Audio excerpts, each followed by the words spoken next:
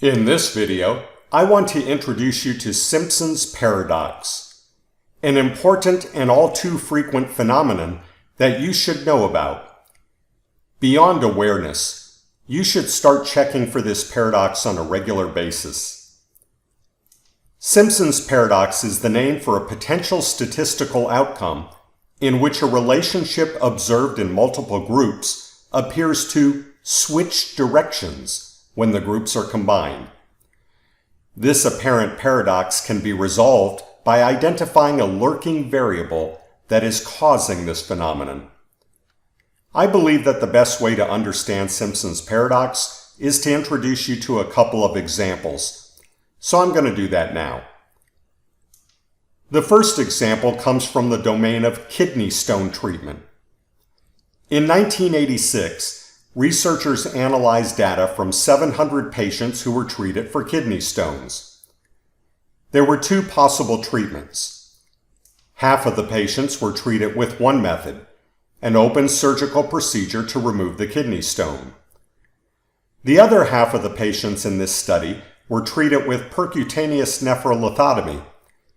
This procedure involves only a small puncture to remove the kidney stone, so it is less invasive. Success rates were tracked for each procedure, and the results were published in the British Medical Journal in 1986. Here are stacked bar plots illustrating the outcomes. Green indicates success, so to look for the most successful treatment, we are looking for a lot of green. We see a slightly better success rate for method B, the percutaneous nephrolithotomy, which is good news since this is a less invasive procedure. Let's now look at the results again for the exact same data, but this time separately for small and large kidney stones. Here are the two stacked bar plots. Look at the small stones. The success rate was greater for method A, the open surgical procedure.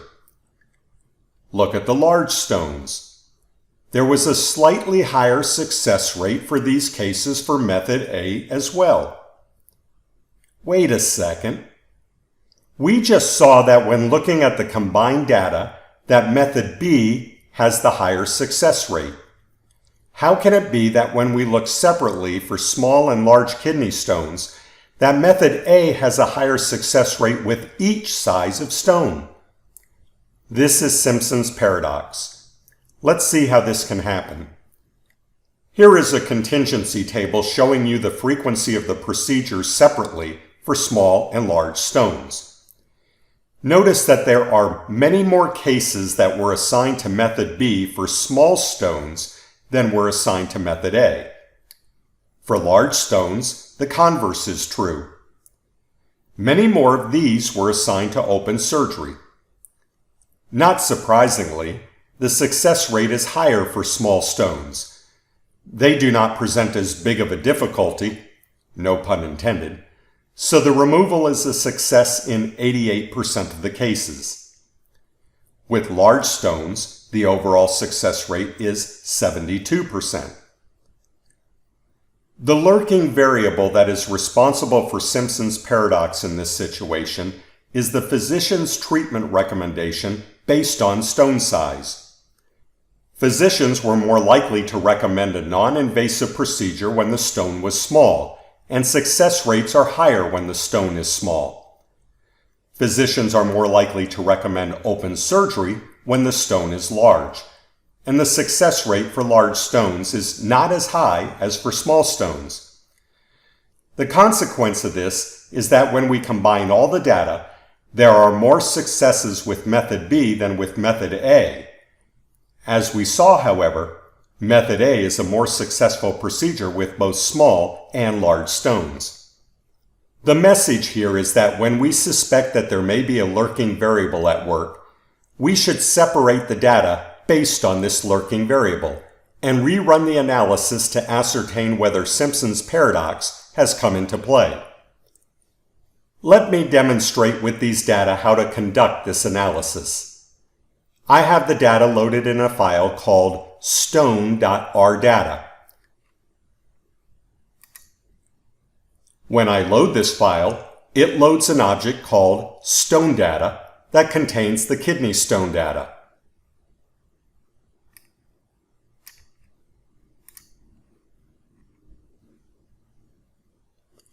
The first set of functions in this script is to create the contingency table and stacked bar plots for all the data combined.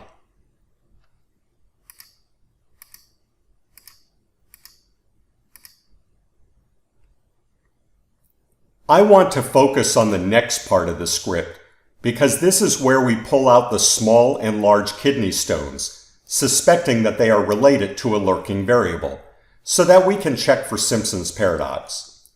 To do this, I use the subset function.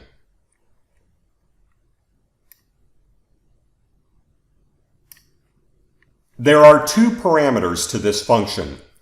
The first parameter is the object that contains the data. The second parameter uses what is called a logical operator, or sometimes it's called a Boolean operator. These operators are for checking if a statement is true or false. To obtain the small stone data, I have used a logical operator to determine the data for which the variable size is equal to small. Note that we use a double equal sign to indicate this is a check to see if size is small, rather than setting size equal to small, which is what would happen if we used only one equal sign. What this subset function is doing is looking at all the data in stone data and selecting the subset for which size is equal to small. That provides us what we need to analyze the small kidney stones. Similarly, for large stones, we can select a subset when the stone size is large. The remainder of the script is rerunning the contingency table and stack bar plot functions, but doing so separately for small and large kidney stones.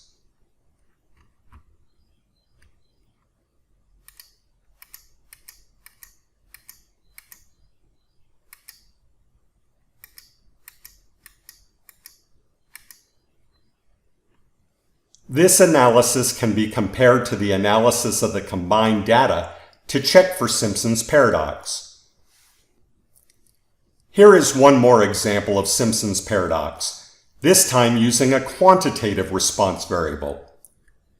Here is the change in real weekly wages, that is, wages that have been adjusted for inflation, from the year 2000 to 2013.